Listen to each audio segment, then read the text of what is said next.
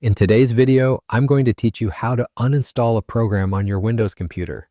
Specifically, we'll be removing OBS Studio from your system, but these steps can be applied to uninstall any other software as well. This guide will help you clear up space, remove unused applications, or troubleshoot by reinstalling a fresh copy of the software. Removing a program from your computer is a straightforward process, so let's get started.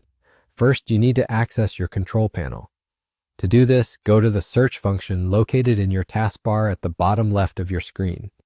If you're using a more recent version of Windows, simply type Control Panel into the search bar and press Enter. This will open the Control Panel window, your gateway to managing your computer's settings and installed software. Once you're in the Control Panel, you'll want to look for the option named Programs. Under this category, you'll find a link that says Uninstall a Program.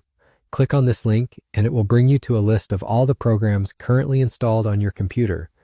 This is where you can view, manage, and uninstall any of them.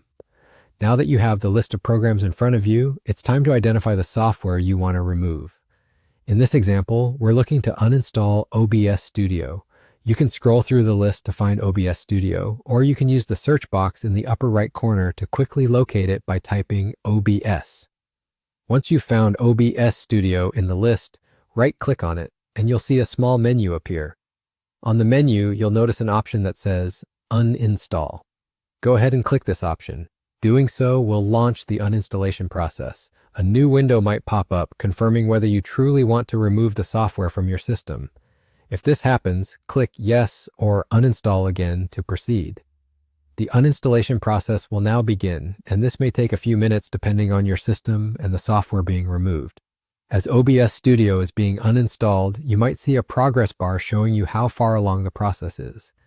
Be patient and avoid clicking elsewhere while your computer is working on this task.